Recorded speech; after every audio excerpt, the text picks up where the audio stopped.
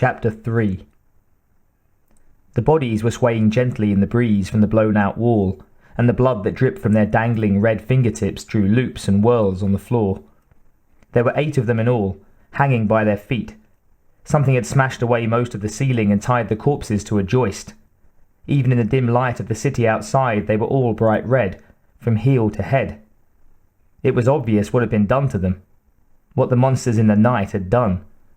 But Rash had to say it anyway. "They've been skinned," he said. Schaefer nodded.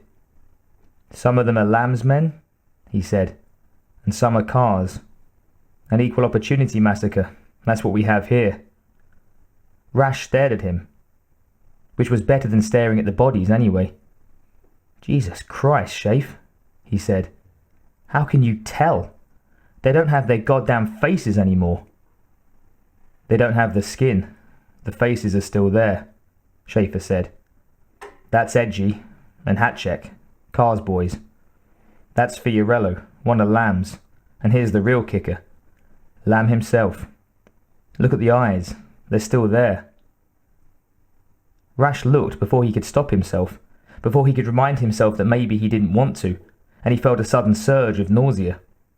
Sweat dripped down his face, cold sweat despite the heat, and he couldn't make himself move to wipe it away. He couldn't take his eyes off the bloody bodies.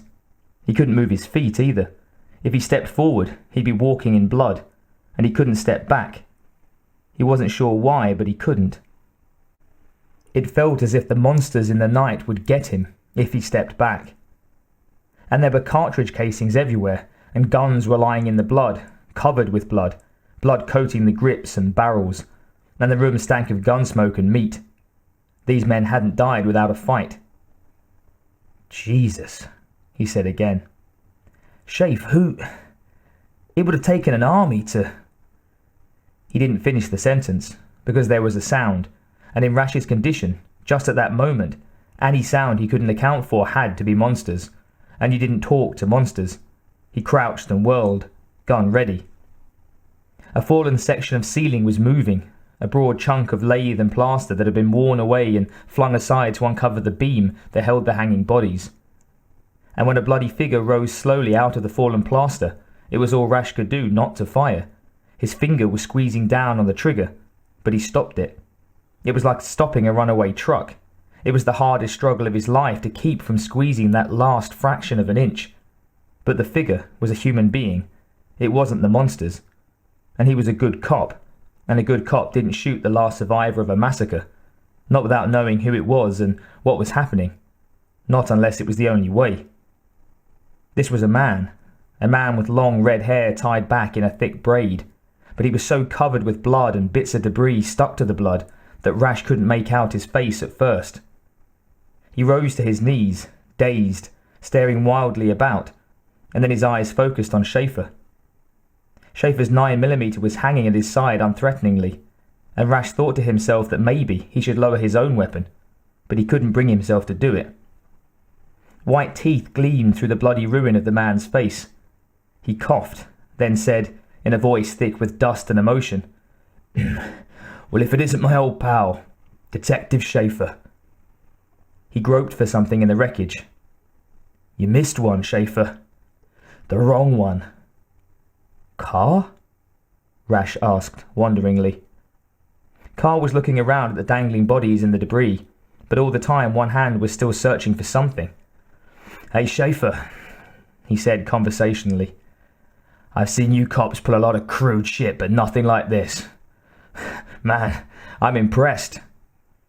"You're crazy, Carr. You're fucking insane," Rash said, unspeakably relieved to have a human opponent to shout at. "Cops didn't do this. Cops couldn't begin to do this." "You didn't see them?" Schaefer asked, his flat, calm voice cutting Rash off short. "You didn't see who it was that did this?" "All I saw was some geek in a trick-or-treat mask climbing in through the window. Then someone brought the ceiling down on me," Carr said. "Maybe it was the cops and you're covering. Maybe it wasn't. I don't know. And you know, Schaefer, I don't give a shit. It doesn't really matter, because I may be crazy. I may be fucking crazy as a bedbug. But while I'm crazy, you're just plain dead." And his hand finally came up with what he'd been looking for, and the sawed-off pump-action shotgun came up fast. Carr pushed himself to his feet and brought the gun to his hip and fired all in one motion. Rash had been on a hair trigger since he'd first set foot in the building. He didn't need to have the ceiling fall in on him. He dived the instant he saw Carr's hand come up full. He was rolling for cover in the shattered plaster before Carr's finger could tighten on the trigger. The roar of the shotgun seemed to shake the weakened building right down to its foundations, and Rash's ears rang before the second blast put buckshot through a space where Schaefer had been standing, a fraction of a second before. He couldn't hear Carr's footsteps as the gang leader started running, couldn't hear if Carr had said anything else, couldn't hear him curse when he ratcheted the pump and got an empty click and realised the goddamn shotgun only had 2 shells left in it. Then Rash's hearing began to come back, and he did hear Schaefer bellow, "Freeze, you son of a..." Schaefer's 9mm barked 3 times, and by that time Rash had finally gotten himself turned over and headed back to being upright. And how the hell had Carr gotten so far down the corridor already? And how'd Schaefer get into that solid shooting stance? But Schaefer wasn't as calm and in control as he looked, because he missed with all 3 shots. And while Schaefer wasn't exactly Annie Oakley, he didn't generally miss 3 times at that range. And it sure as hell wasn't due to any worries about wanting to hit his target. Not when Carr had just tried to blow him away. Carr was yelling when he went through the window at the far end of the corridor, but he wasn't hit. It was pure adrenaline, a scream of challenge, not pain, and Schaefer was already running after him, and Rash wondered, as he often did, how the hell did Schaefer do that? How could anyone be that strong, that fast, when he spent his time at a desk or in a car, instead of working out at the gym? Rash got to his own feet and trotted heavily down the passage, to find Schaefer standing in a shattered window frame, his hands on either side of the sash and 1 foot on the fire escape beyond, staring up the street. Rash stepped up beside him and watched as Carr dodged the 4 cops assigned to watch that particular alley, watched as they hesitated, conferred among themselves, and didn't leave their post to pursue. "Son of a bitch," Schaefer said, stepping out onto the fire escape. "Damn, we lost him," Rash said, as Carr vanished around a corner. "Not lost," Schaefer corrected him. "Just misplaced. There's nowhere he can hide that we can't get him, eventually." He leaned over the rail of the fire escape and called after Carr, "To be continued, punk!" He stood like that for a moment, then started to turn back to the building, and froze. "What?" Rash said, looking down, expecting to see Carr coming back up. "Shut up," Schaefer said. "Listen." Rash shut up and listened.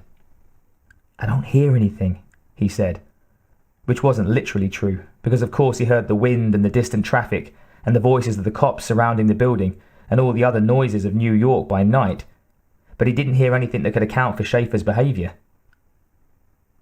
"Something's out there," Schaefer said. "Like what?" Rash asked. "I don't know," Schaefer said. Rash looked around at the empty alleyways, the waiting cops, the broken glass and rotten wood of the shattered window, the dim corridor that led back to that bloody scene straight out of hell. He didn't see anything wrong, except the obvious, of course, the broken window and the room where the monsters had done whatever it was they did. But he didn't see anything that might begin to explain it, and he didn't hear anything that could mean anything, while at the same time he could almost feel whatever Schaefer was talking about. Something was out there. Something wrong. "This is starting to scare me, man," he said. "I've got a feeling that's the whole idea," Schaefer answered, stepping back into the building. And then there were footsteps pounding up the stairs, but neither Schaefer nor Rash bothered to raise a weapon, because that was the familiar sound of police boots. No one else stomped quite like a squad of cops. "Seal it up," a voice shouted, a voice that Schaefer and Rash both recognized. They looked at each other with expressions of resignation. "All of it," the voice continued. "Seal everything. Nobody gets in here." "McComb," Rash said. He grimaced. "Captain McComb." Then a stream of blue-clad men burst out of the stairwell, rifles at ready, fanning out through the building. One tugged at another's sleeve and pointed, and Captain McComb turned to see Schaefer and Rash standing at the end of the corridor, in front of the demolished window. For a moment, McComb just glared. Then he stepped forward and growled. "You stepped in it this time, Schaefer. Orders were to secure the building from outside, not cowboy around like some goddamn TV supercop. I heard shots. If you fired that piece of yours, you better be able to write up a convincing report of why. And I want it on my desk by midnight, and I want it in triplicate." Schaefer pointed down the corridor. "Have you seen those bodies, McComb?" "So there's some dead punks. You think that justifies disobeying my orders?" "It's not just some dead punks, McComb. This was a slaughter. It's like a butcher shop in there. So the gang plays rough." Schaefer cut McComb off. "Don't give me any crap about a gang war," he said. "You go take a look in there and tell me what kind of weapon these gangs have that'll do that kind of damage. You look at those holes and tell me that was just a riot gun or an Uzi did that." McComb stared at Schaefer for a moment, then shook his head and said through gritted teeth, "You don't have a clue, do you? I don't give a shit what's in there. That's not the point. The point is I told you to keep the fuck out and you didn't. This isn't your case. And don't you worry your pretty blonde head about it, Schaefer. You just stay the hell out of this one, you got it?" Schaefer didn't answer. Rash patted him on the back and said, "Come on, Schaefer." Together, the two detectives pushed past McComb and started down the stairs. When they were out of earshot, Rash muttered, "If they sold stupidity on the stock exchange, we could bust McComb for illegally cornering the market." Schaefer grunted. Rash looked at him. The grunt seemed to mean something. "You think he's hiding something, maybe?" Rash asked. "You think he got paid off by someone to let this happen?" Schaefer shook his head. "Not his style," he said. "Someone might be hiding something, but not that." As they stepped out of the building, Schaefer added, "And whatever it is, I don't think it's going to stay hid."